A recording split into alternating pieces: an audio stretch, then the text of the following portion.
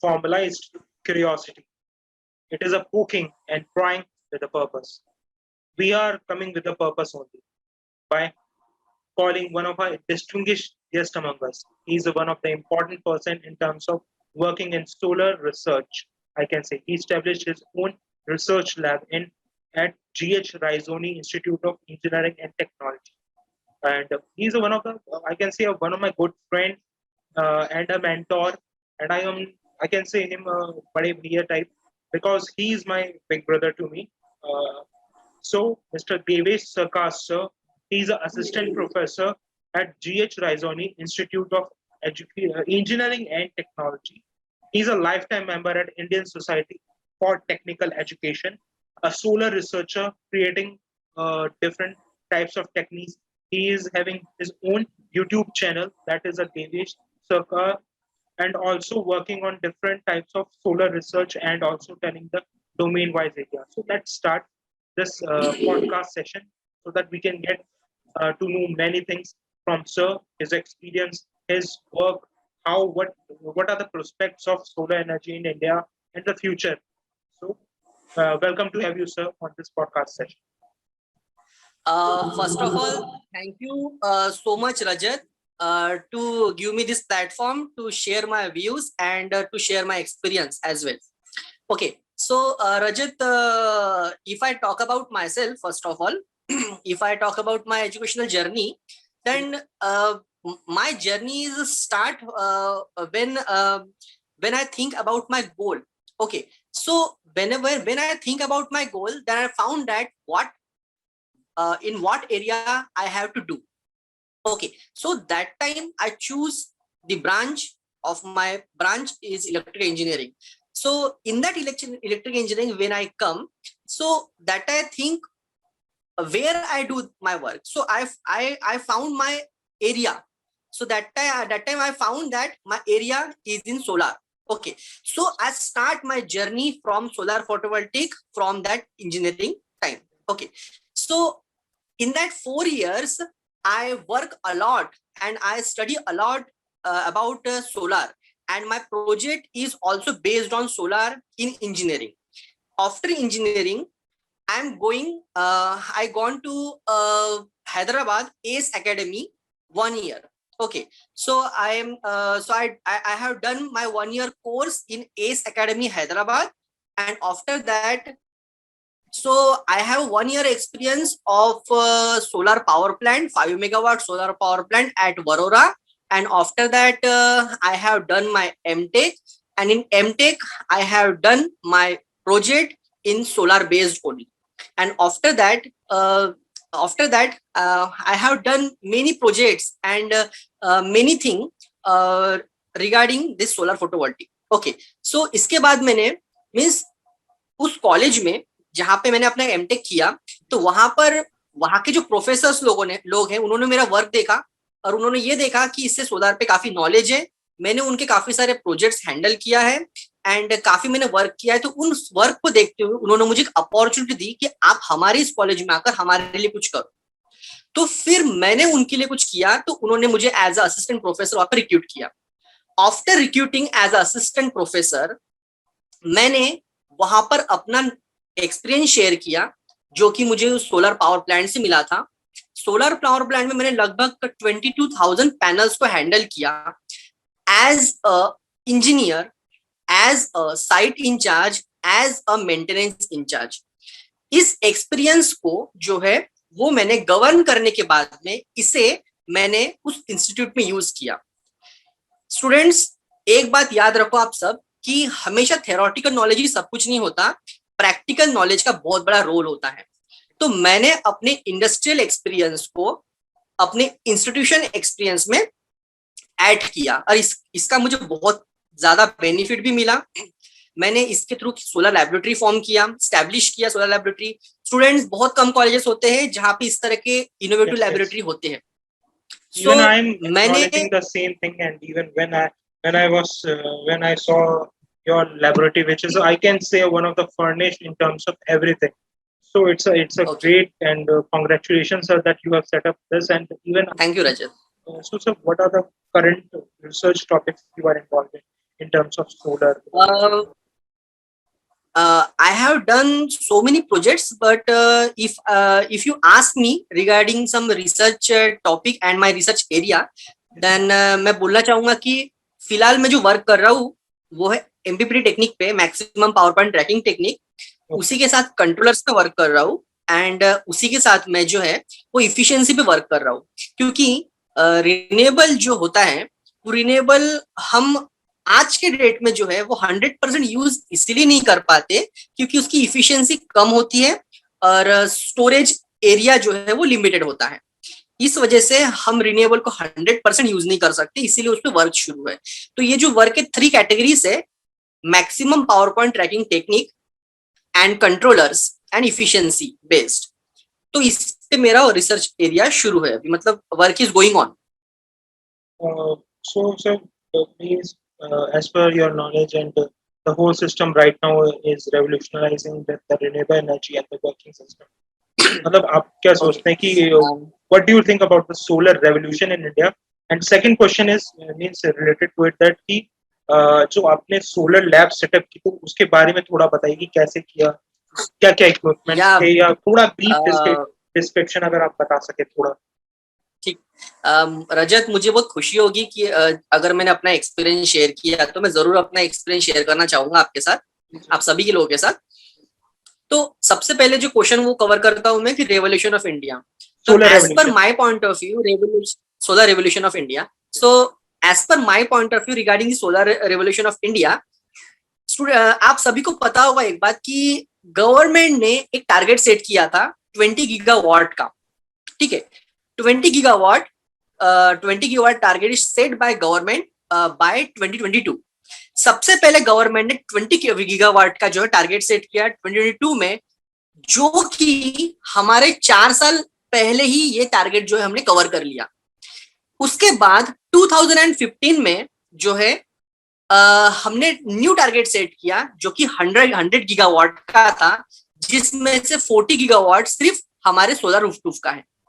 Right now, at this current situation, इस समय government ने अपने टारगेट को इतना रेस कर दिया 175 गीगावाट से 227 गीगावाट तक जो है गवर्नमेंट ने अपने टारगेट इंक्रीज कर दिया, रिसेंटली इंक्रीज किया. सो this is the revolution. Okay, इसी के साथ जो है डे बाय डे हम रिन्यूएबल पे इतना वर्क कर रहे हैं, सोलर फोटोवोल्टिक पे हम इतना वर्क कर रहे हैं. Day by day solar PV panel जिसे मॉड्यूल कहते हैं उसकी प्राइस चीप से चीप होते जा रही है. Okay, so this is the revolution of solar revolution in India. और इसी के साथ जो है हमने हमारे इस इंडिया में जो है हमने सेल्फ डिपेंडेंट होना शुरू कर दिया to manufacture this solar photovoltaic. पहले हम क्या करते थे, चाइना से मैन्युफैक्चर करते थे, हम बाहर के कंट्रीज से हेल्प लेते थे. But right now this present situation हमने क्या किया, हमारे इंडिया में ही हमने मैन्युफैक्चर करना शुरू कर दिया. ठीक है, सो पहले हम चाइना से मैन्युफैक्चर की हेल्प लेते थे, बट अभी हम जो है वो खुद ही हम मैन्युफैक्चर कर लेते हैं. सो डे बाय डे हमारे जो इंडिया है वो डे बाय डे जो है वो एम्बिशियस इस टारगेट को अचीव करने की कोशिश कर रहा है और वो सक्सेस भी हो रहा है. So this is the revolution of solar revolution in India as per my point of view.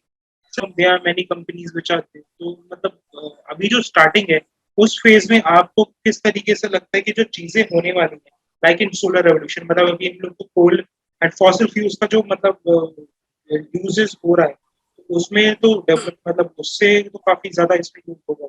अभी हो ऐसे रहा है कि डे जो है वो रिन्यूएबल की तरफ जा रही है. ठीक है, तो हम जो है ऑप्टिमाइजेशन पे बहुत ज्यादा वर्क कर रहे हैं. As per the research point of view हम ऑप्टिमाइजेशन में बहुत ज्यादा वर्क कर रहे हैं.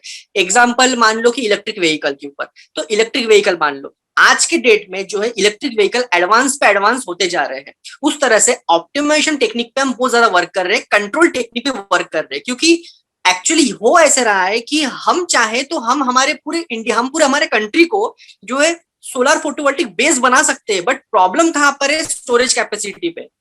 बैटरी आज के जनरेशन में जो बैटरी है, बैटरी मैनेजमेंट सिस्टम, तो ये जो रहता है कि हम कितनी लिमिट करेंगे, मतलब सपोज ये जो है आपकी वेदर पे डिपेंड करता है।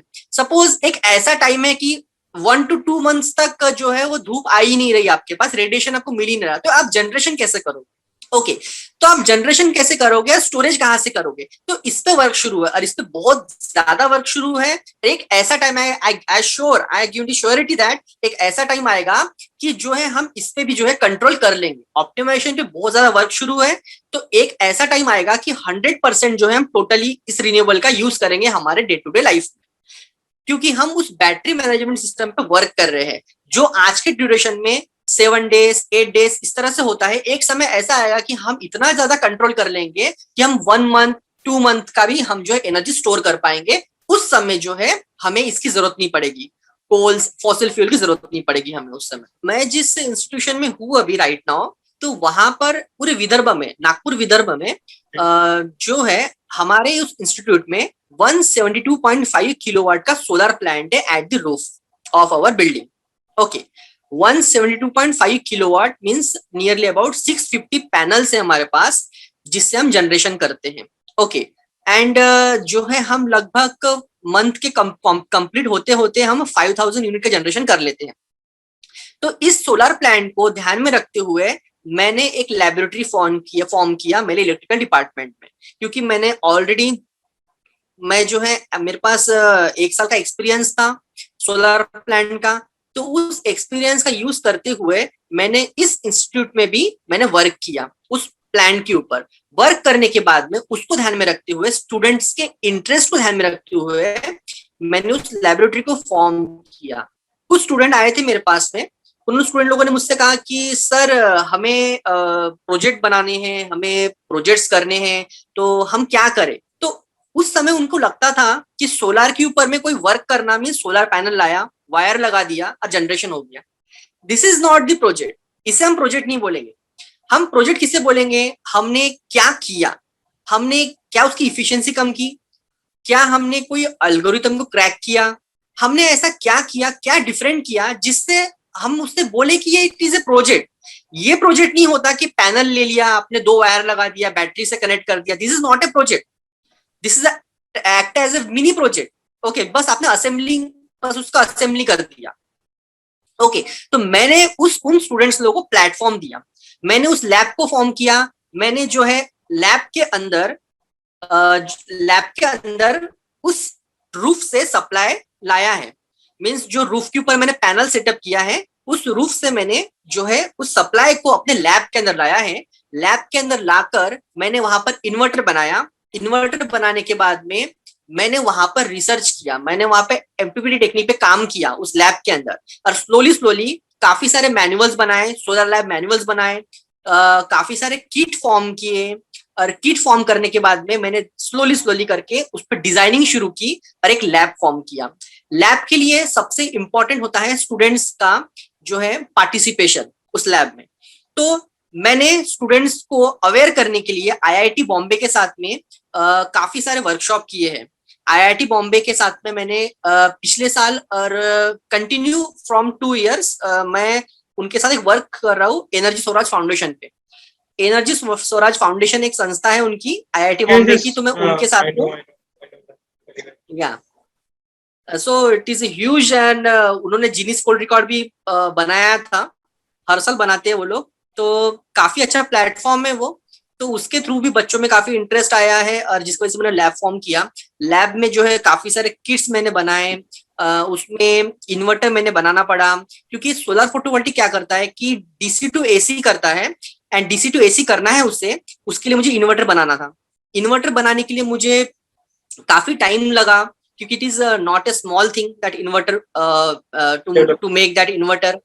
सो काफी सारे फिर बनाने के बाद में मैंने उस पर वर्क किया, एंड वर्क करते करते मैंने लैब मैनुअल्स बनाने शुरू किए।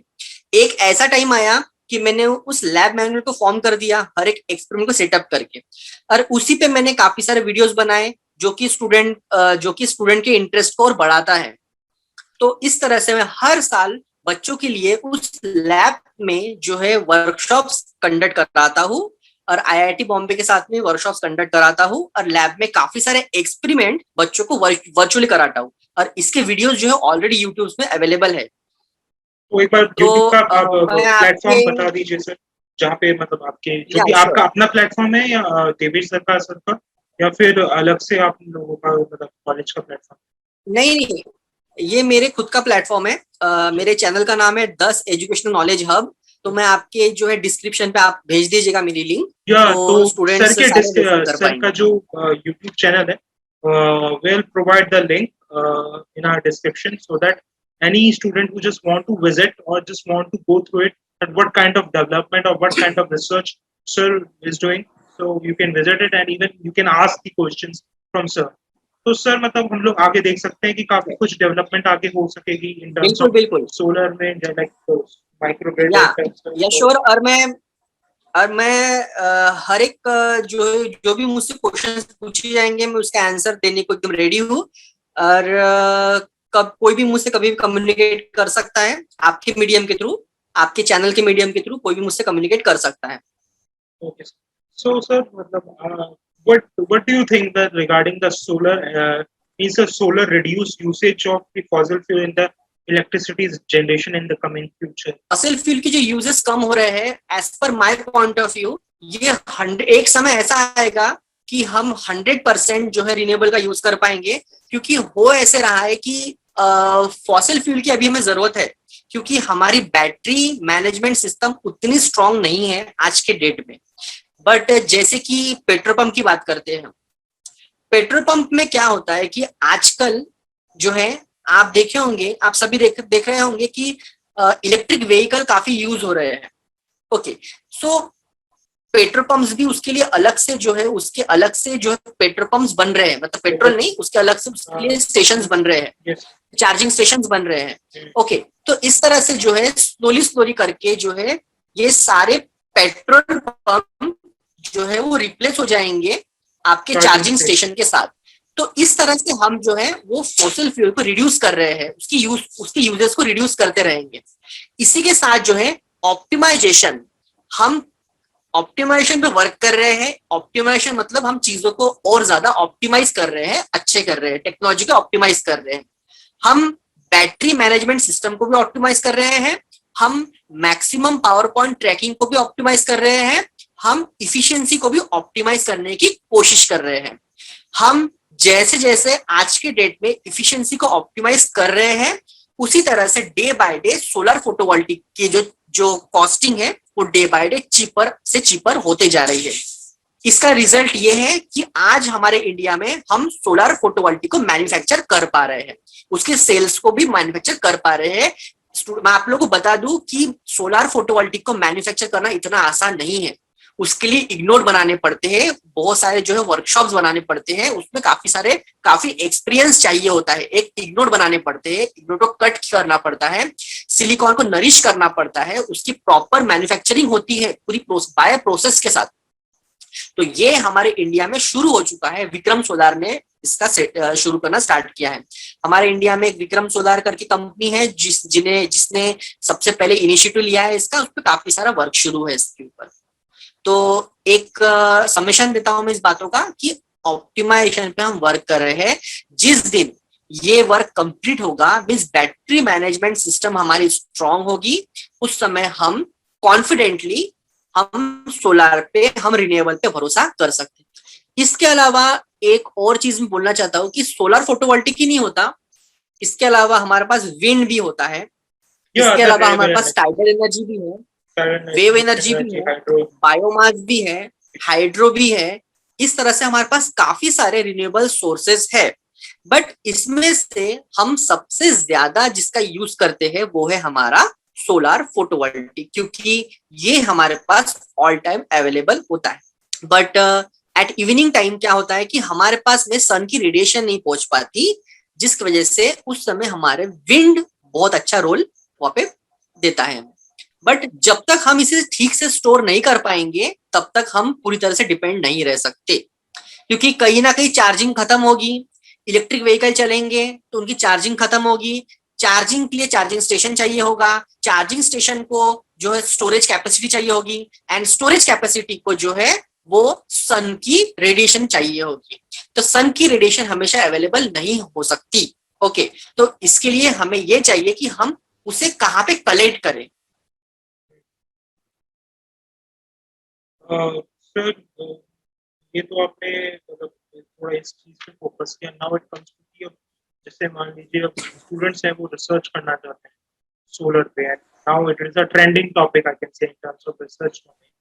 So, what are the best areas in solar for the research? And also, अगर किसी को रिसर्च करना है तो स्टार्टिंग क्या पर्पस, मतलब कौन कौन सी स्किल्स उन्हें आनी चाहिए सो दैट कि वो इजली इस सोलर एनर्जी पे वर्क कर सके और सीख सके. रजत, आपने बहुत अच्छा क्वेश्चन अराइज किया है, तो मैं इस पे काफी थोड़ा थोड़ा डीपली बताना चाहूंगा, क्योंकि ये बहुत ही इम्पोर्टेंट बात है. मैं अपना एक्सपीरियंस भी शेयर करना चाहूंगा Sure, sir. और ये भी बताना चाहूंगा कि एक प्रोफेसर अपने स्टूडेंट से क्या कहना चाहता है regarding this research topics, Yes, sir. How to choose your research topic. Yes, sir. तो सबसे पहली बात तो ये है कि रजत, कि आजकल के स्टूडेंट जो होते हैं वो बिना किसी रिसर्च किए, बिना okay, so as per my point of view, first जो है वो स्टूडेंट को जो है वो रिसर्च पेपर जो है वो रेफर करने चाहिए बाय स्टैंडर्ड जर्नल और by standard journal. Okay, like IEEE transaction, Springer, इस तरह के स्टैंडर्ड जर्नल बच्चों को पहले रेफर करनी चाहिए. और इसे रेफर करने के बाद स्टूडेंट को ये फाउंड करना चाहिए कि वहां पे जो है कौन कौन से वर्क हुए हैं, किस पे वर्क शुरू है और उस पे वो लोग क्या वर्क कर सकते हैं. ठीक है, तो सबसे पहले जो है स्टूडेंट ने जो है रिसर्च पेपर को रेफर करने चाहिए और उसके बाद में उन्होंने उस पर वर्क करना चाहिए और क्रिएटिव थिंकिंग लानी चाहिए बच्चों को. ठीक है, और सबसे पहले तो जो है कि हर आंसर तक पहुंचने के लिए और भी तरीके होते हैं. ओके, ये नहीं कि आप डायरेक्टली किसी भी पॉइंट पे चले जाओ. ओके, तो रिसर्च के लिए जो है सबसे पहले न्यू थिंग ढूंढो, इंफॉर्मेशन कलेक्ट करो एंड इंफॉर्मेशन कलेक्ट करने के बाद में उस पे स्टेप बाय स्टेप वर्क करो. और स्टूडेंट्स हमेशा जो है वो सेल्फ डिपेंडेंट रहो. ये नहीं कि आप जो है अपने जो है आपके साथ में जो जैसे सो कॉल्ड इंजीनियरिंग स्टूडेंट्स, उनके साथ में और भी जो है पार्टनर्स रहते हैं. ठीक है, तो ये नहीं कि आप उन पे भरोसा करो, आप सेल्फली पूरे प्रोजेक्ट को जो है हैंडल करने की कैपेसिटी रखो अपने पास. तो सबसे पहला पॉइंट ये है कि कोई भी रिसर्च चूज करने के लिए सबसे पहले आपको जो है वो स्टैंडर्ड जर्नल रेफर करने चाहिए. उसके बाद में उसे पढ़कर एक रिव्यू पेपर बनाना चाहिए एंड रिव्यू पेपर बनाने के बाद में उन्हें जो है वो इंफॉर्मेशन कलेक्ट करना चाहिए एंड इंफॉर्मेशन कलेक्ट करके उस अपने रिसर्च को आगे बढ़ाना चाहिए. So this is my point of view as per research, how to choose your research topic. और सर सोलर एरियाज में किस तरीके से अगर हम लोगों को काम करना है सोलर में, Okay. किस तरीके से काम Yeah. करना है, तो कौन कौन से स्किल सेट आने चाहिए, मतलब स्किल्स लाइक मैं अगर बोलूँ मुझे फिजिक्स है, मतलब अगर मुझे इंटरेस्ट है तो मैं इलेक्ट्रिकल इंजीनियरिंग में हूँ तो मुझे बेसिक्स ऑफ साइंस में, थोड़ा मैथमेटिक्स में मतलब मेरा इंटरेस्ट होना चाहिए. sure. मैथमेटिक्स मुझे अच्छे से तो- कवर अप होनी चाहिए, this Yeah. Type of thing. Fine. और सॉफ्टवेयर अगर students- बता सके कि एग्जैक्टली sure, क्योंकि sure. क्या है कि मैं चाहता हूँ कि ये प्लेटफॉर्म पे एग्जैक्टली उन्हें पता चले, क्योंकि बच्चे कंफ्यूज हैं, टू बी फ्रैंक बच्चे Yeah. कंफ्यूज हैं कि क्या करें, कौन सा मीडियम पकड़े कि जहां से हमें उस एरिया के बारे में, लाइक सोलर पेपर्स हमने पढ़ लिए, बट अब सिमुलेशन की बात आएगी, मैटलैब पे हमने कर लिया, बट कुछ प्लेटफॉर्म्स ऐसे हैं जहाँ पे हम लोग डिफरेंट सिमुलेशन या सॉफ्टवेयर का यूज करते हैं. तो अगर आप बता सकें इस चीज पे थोड़ा फोकस Yeah, कर sure, सकें तो बेटर हो. या श्योर. तो सपोज स्टूडेंट्स कि आपको अगर सोलार पे कोई रिसर्च करना है तो सबसे पहले आपको जो है वो स्टेप बाय स्टेप सन के बारे में मालूम होना चाहिए. सबसे पहले आप सन की इंफॉर्मेशन कलेक्ट करो, सन क्या है, सन की आपको पूरा बायोडाटा पता रहना चाहिए. उसके बाद में रेडिएशन पे आपको वर्क करना आना चाहिए, मतलब आपको मालूम होना चाहिए कि रेडिएशन क्या है करके, इंटेंसिटी कैसे वर्क करती है, सोलर कांस्टेंट का रोल क्या होता है उसके अंदर आपके उस सोलर फोटोवोल्टिक के अंदर सोलर कांस्टेंट का रोल क्या होता है, सोलर सेल कैसे वर्क करता है, एंड सोलर सेल के अंदर में पीएन जंक्शन होता है। तो सबसे पहले आपको उस पीएन जंक्शन के बारे में मालूम करना चाहिए। उसके बाद में सोलर फोटोवोल्टिक टू इलेक्ट्रिसिटी का जनरेशन कैसे होता है, इस पे एक प्रॉपर जो है आपका जो है फॉर्मूला बेस्ड होता है। ठीक है, आईपीवी पीवी जिसका एक फॉर्मूला होता है, वो फॉर्मूला आपको अंडरस्टूड होना चाहिए। ठीक है, रिसर्च पेपर में ये काफी अच्छे से दिया हुआ है, हर एक फॉर्मूले को अच्छे से डिस्क्राइब किया हुआ है। जब आप किसी सोलर फोटोवोल्टिक के सिमुलेशन के फॉर्मूले को समझ लोगे, उसके बाद ही आप जाकर उस पर सिमुलेशन कर सकते हो। इसके बाद में आपको किस लाइन पे वर्क करना है ये भी आपको समझना बहुत जरूरी है। बच्चे कंफ्यूज रहते हैं कि सोलर में उन्हें क्या कहाँ पे वर्क करना चाहिए, तो मैं उन्हें बताता हूँ, मैं उन्हें इस प्लेटफॉर्म के थ्रू बताना चाहता हूँ कि बच्चे जो है वो सोलर में 3 चीजों पे वर्क कर सकते हैं। First, maximum power tracking technique, second controller, and third आपका इफिशियंसी। इसके अलावा भी वर्क कर सकते हैं। इसके अलावा है एनर्जी मैनेजमेंट सिस्टम पे वर्क कर सकते हैं। ठीक है, एनर्जी मैनेजमेंट सिस्टम पे वर्क कर सकते हैं। एनर्जी मैनेजमेंट सिस्टम मींस कोई सोलर फोटोवोल्टिक प्लांट को स्टडी करके वहां से एनर्जी मैनेजमेंट सिस्टम को जो है उसका कैलकुलेशन देना। ठीक है, तो इसके लिए जो है प्रॉपर स्टेप बाय स्टेप आपको हर एक इंफॉर्मेशन कलेक्ट करनी होती है। सिमुलेशन की बात करें, आपका जो है मैटलब में काफी अच्छा हैंड होना चाहिए। ओके, लेटेस्ट वर्जन जो है मैटलब का 2021, ये आप जो है आप लोगों ने इसे डाउनलोड इसे इंस्टॉल कर लेना है। ओके, इंस्टॉल करके इसे किसी यूट्यूब के मीडियम से जो है इसे स्टडी कर लेना है कि कैसे आपको इसे हैंडल करना है। और इसे स्टडी करने के बाद में आपको जो है सिमुलेशन बनाना आना चाहिए। सिमुलेशन आप तभी बना सकते हो जब आप इस पे काफी सारे papers IEEE transaction Springer journal के थ्रू आपने पढ़ चुके होंगे। ठीक है, बिना इसके आप बिल्कुल भी सिमुलेशन पे वर्क नहीं कर सकते। आप जब सिमुलेशन वर्क करोगे उसके बाद में आप इन टॉपिक को लेकर एमपीपीटी टेक्निक, कंट्रोलर और इफिशियंसी, इन टॉपिक्स को लेकर आप इन टॉपिक को वो आप अपने सिमुलेशन पे यूज कर सकते हो। तब जाके आपको new research new work found करोगे। इसके अलावा और भी कुछ वर्क करना है तो आप फॉल्ट क्रिएट कर सकते हो। आप एक सोलर सिस्टम बनाओगे, उस पर आप लोड लगाओगे, सोर्स लगाओगे, आप सोर्सेस चेंज कर सकते हो। आप चाहो तो वहां पर जो है सोर्स चेंज कर सकते हो, इंडक्शन मोटर लगा सकते हो। आप उसके जगह में और भी काफी सारे लोड लगा सकते हो। लोड चेंज करोगे, यहाँ पे सोलर फोटोवोल्टिक सिस्टम चेंज करोगे, उसके बीच में आपका इन्वर्टर आएगा। इन्वर्टर में आप हार्मोनिक्स लगाओगे, हार्मोनिक्स फिल्टर लगाओगे। उसके बाद आप उसमें फॉल्ट क्रिएट करोगे। ओके, फॉल्ट क्रिएट करोगे, अलग अलग तरह के फॉल्ट क्रिएट करोगे, double LG fault, triple LG fault, LLG fault, like इस तरह से फॉल्ट क्रिएट करोगे। तो आप इस तरह से जो है उस सोलर फोटोवोल्टिक सिस्टम पे काफी सारा वर्क कर सकते हो। ये करने के बाद आपको और भी कुछ करना है तो आप क्या करोगे, कंट्रोलर्स पे वर्क करोगे। काफी सारे कंट्रोलर्स है, AI बेस्ड कंट्रोलर्स है। ओके, तो जो कि किसी सिस्टम की इफिशियंसी को बढ़ा सकती है। ओके, पावर सिस्टम स्टेबलाइजर पे वर्क कर सकते हो, PSS पे वर्क कर सकते हो, मल्टी बैंड PSS पे वर्क कर सकते हो। तो ये सारे ऑप्टिमाइजेशन टेक्निक होते हैं। तो काफी सारा वर्क है आपके पास करने के लिए सोलर फोटोवोल्टिक के ऊपर में। ठीक है, काफी सारा वर्क है। आपको बस याद रखना है कि आपका जो है वो सोर्स होना चाहिए आपका सोलर फोटोवोल्टिक, एंड लोड होना चाहिए आपका, लोड कुछ भी ले सकते हो। आपको बस सोर्स टू लोड जाना है, उसके बीच में फॉल्ट क्रिएट करना है, और उसी के साथ आपको जो है न्यू टेक्निक आप वहां पे दे सकते हो। अगर आप नए कंट्रोलर बना पाते हो, अगर सपोज आप न्यू कंट्रोलर बना पाते हो, that is a unique thing. आप अगर एक न्यू एमपीपीटी टेक्निक बना पाते हो तो that is a new thing. अगर आप टेम्परेचर किसी तरह से टेम्परेचर को आप जो है मेंटेन कर सकते हो, that is a new thing. क्योंकि स्टूडेंट्स आप लोगों को बता दूं, काफी बच्चे कंफ्यूज होते हैं, और यहाँ तक कि काफी बड़े लेवल पे लोग भी कंफ्यूज रहते हैं किसे लेकर, टेम्परेचर को लेकर। क्यों ऐसा होता है कि सोलर फोटोवोल्टिक आपका पैनल है, एंड पैनल के ऊपर में सपोज बहुत ज्यादा रेडिएशन आया, mean suppose a huge radiation आया, रेडिएशन आने के बाद भी जो है उसकी जो इफिशियंसी कम होती है। वो कम क्यों होती है इफिशियंसी? क्योंकि टेम्परेचर ग्रेडियंट नाम का एक चीज जो है वो सोलर फोटोवोल्टिक के अंदर होता है, सेट होता है। तो नॉमिनल ऑपरेटिंग सेल टेम्परेचर किसी सोलर पैनल का 45 डिग्री सेल्सियस होता है। मींस 45 डिग्री सेल्सियस तक आपका सोलर फोटोवोल्टिक पैनल बराबर वर्क करेगा।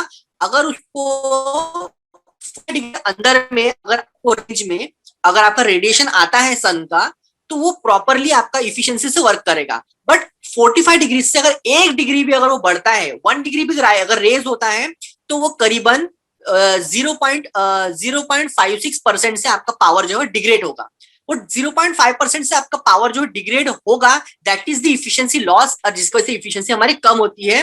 तो यही रीजन है कि टेम्परेचर बढ़ा, बट हम तो ये जानते हैं कि रेडिएशन बढ़ा मतलब टेम्परेचर बढ़ा, रेडिएशन बढ़ा मतलब टेम्परेचर बढ़ा, टेम्परेचर बढ़ा मतलब मेरा जनरेशन बढ़ा।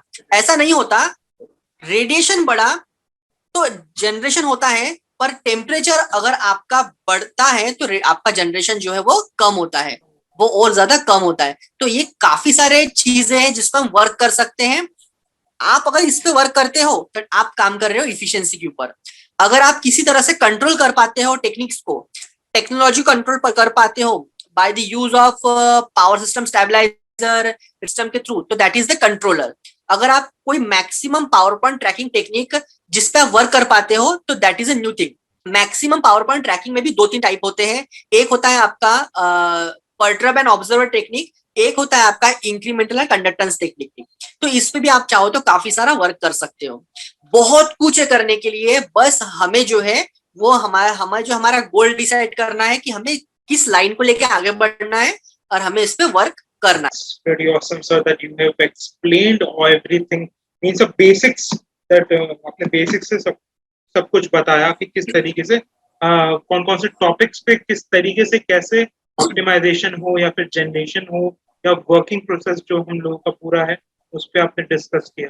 सो सर रजत, मतलब मैं और भी कुछ इसमें बोलना चाहता था, बट एक्चुअली टाइम लिमिटेशन की वजह से मैं नहीं बोल पाया, क्योंकि ये टॉपिक सिर्फ 1 घंटे का नहीं है या हाफ एन आवर का नहीं है, ये टॉपिक कम बेसिकली से सर 1 इस पे वीक का हम है। लोगों का एक सरप्राइज पैकेज इसी में है कि जैसे सर ने ये तो सर का हम लोग डिस्कस कर रहे हैं कि how we can do that, but basically sir इसमें आने वाले टाइम में के सेमिनार्स करेंगे हम सर के साथ, श्योर उनके श्योर। लेबोरेटरीज का पूरा होल ओवर आइडिया आपको बताएंगे and we can do everything which is related to it. We are used to do good research and also we have to revolutionise the Indian education system. So sir, what are the problems and the challenges you have faced while means while setting your whole laboratory and how you problem have तो यही overcome? था कि, या sure, problem तो यही था कि उतने बड़े प्लांट को अपने लैब के साथ जो है ये करना, उसे कंपाइल, उसे जो है कंटिन्यूअस करना, तो इट इज डिफिकल्ट टास्क था मेरे लिए।